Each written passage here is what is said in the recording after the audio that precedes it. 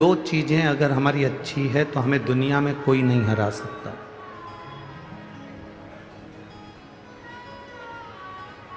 दो चीजें अगर हमारी श्रेष्ठ है तो हमें दुनिया में कोई नीचा नहीं दिखा सकता। एक हमारा विचार, एक हमारा व्यवहार। एक विचार और एक व्यवहार, ये दो चीजें श्रेष्ठ हो।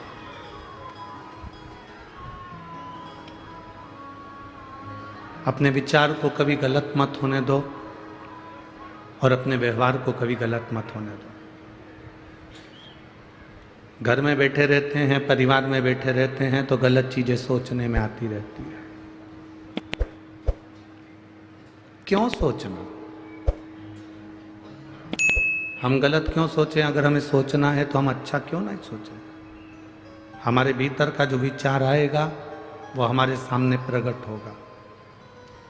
हम किसी व्यक्ति के लिए, आप 7 ताले में बंद हो जाओ, कमरे में बंद हो जाओ, किसी कमरे के अंदर बंद होकर किसी के लिए गलत सोचना चालू कर दो, वो खुद अपने आप आपके लिए गलत सोचना प्रारंभ कर दे। आप अगर किसी के लिए गलत सोच रहे हो तो वो व्यक्ति आपके लिए गलत सोचेगा, ये पक्का है। आप किसी के लिए अच्छा सोचोगे तो वो अच्छा सोचेगा, ये निश्चित है। हमारे शरीर में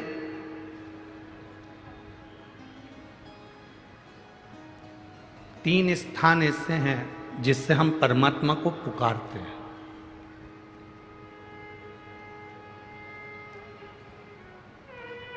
पहला स्थान हमारी नाभि। जब हम बोलते हैं तो हमारी नाभि खिंचाती है। एक बार बोल कर देखो, हर हर महादेव। आप जितना तेज भगवान को पुकारोगे आपकी नाभि उतनी तेज खिंचाएगी। आपकी जो डूठी है, नाभि है, टुंडी है, उतनी तेज खिंचाएगी।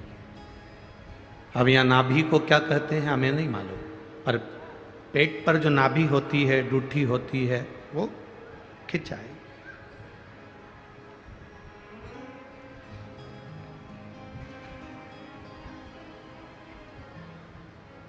तीन चीजें हमें परमात्मा को पुकारते समय हमारा साथ दे देती है और परमात्मा के मिलन में हमारा साथ प्रदान करती है। एक हमारी नाभि, हमारी टुंडी। दूसरे नंबर पर हमारा ये दोनों भुकुटी के मध्य में जहां हम तिलक लगाते हैं वो आज्ञा चक्र। ये दूसरे नंबर पर है हमारा आज्ञा चक्र, जहां हम तिलक लगाते हैं, बिंदी लगाते हैं, टीकी लगाते हैं। और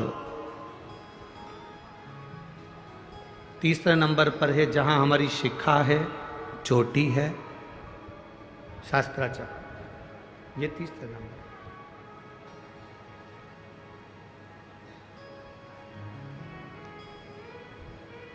जिस समय जो व्यक्ति ज़्यादा बीमार पड़ जाता है, बहुत बीमारियों से ग्रसित हो जाता है, बहुत मात्रा में उसको अगर बीमारी ने घेर लिया, तो शंकर जी पे चढ़े हुए जल का 3 जगह पर अगर वो स्पर्श कर लेता है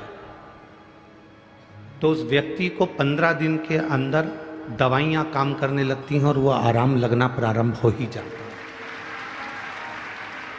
कितना भी बीमार व्यक्ति है, डॉक्टर कह रहा है इसका अगर 8 दिन के अंदर फीवर नहीं उतरा, 8 दिन के अंदर इसको आराम नहीं लगा तो फिर इसको भर्ती करना पड़ेगा। 10 दिन के अंदर इसको आराम नहीं लगा तो फिर इसको हॉस्पिटल भेजना पड़ेगा। 15 दिन के अंदर अगर इसको आराम नहीं लगा तो हमको ये करना पड़ेगा। 3 जगह पर शिव जी के चढ़े हुए जल का स्पर्श कराओ। शंकर जी पे चढ़े हुए जल को लेकर आओ कटोरी में, लोटे में, उसका स्पर्श हमारी नाभि पर हो, उसका स्पर्श हमारे जहां हम तिलक लगाते हैं उस जगह पर 3 उंगली से उसका स्पर्श, ब्रह्मा विष्णु महेश हमारे आज्ञा चक्र पर उसका स्पर्श हो, और उसी जल का स्पर्श हमारे मस्तक पर। आप 4 से 5 दिन लगातार भगवान शंकर पे चढ़े हुए जल का स्पर्श 3 जगह पर करते रहेंगे तो व्यक्ति कितनी भी बीमारी से घिरा हो उसको 15 दिन के अंदर उठकर खड़े होना ही पड़ता है।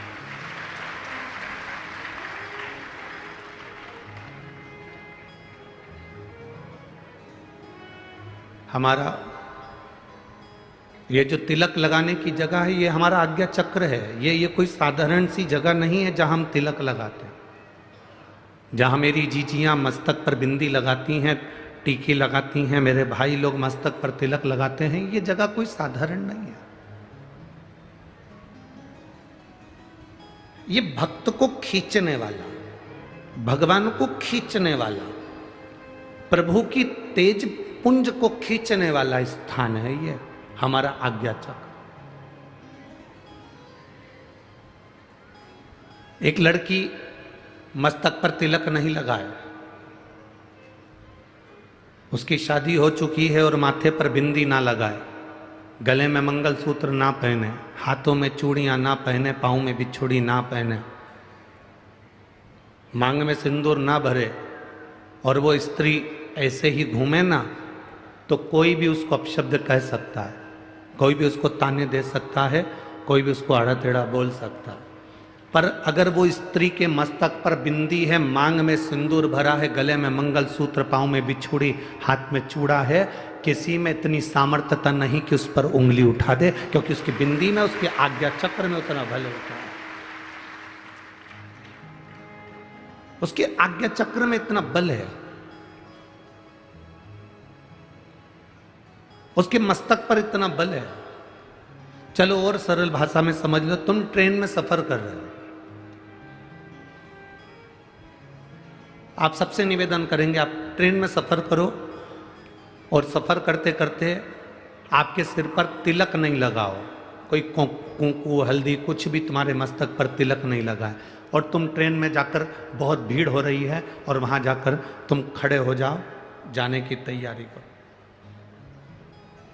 कोई तुमको जगह नहीं देगा। पर यदि तुम्हारे मस्तक पर तिलक लगाए, तुम जो लगाना चाहो, बिंदी लगाओ, नारायण तिलक लगाओ, तुम जिस पंथ के उस पंथ का तिलक लगाओ, चाहे तो त्रिपुंड खींच लो, चाहे तिलक कर लो, और तिलक लगाकर आप ट्रेन में चढ़े तो कोई ना कोई ऐसा बंदा मिल ही जाएगा जो आपको सीट दे देगा या आपको बुलाकर अपने पास में बिठा देगा। ये आज्ञा चक्र है हमारा। जब हम भगवान देवाधिदेव महादेव को, हम तो माताओं से भी कहते हैं, हम पुरुषों से भी कहते हैं, हम बच्चों से भी कहते हैं, हम सबको एक निवेदन हमेशा करते आए, आज फिर कह रहे हैं। 40 गांव की पवित्र भूमि से हम तो इतना कहना चाहेंगे कि आप अगर शंकर जी के मंदिर में जाते हो, जल लेकर आते हो, आचमन करते हो, तो वहां से जब आओ तब उस भगवान शंकर के चरणों के उस जल को अपनी नाभि स्थल पर, अपने मस्तक पर और अपने सिर के ऊपर उस जल का स्पर्श जरूर करें, उसका फल मिलेगा।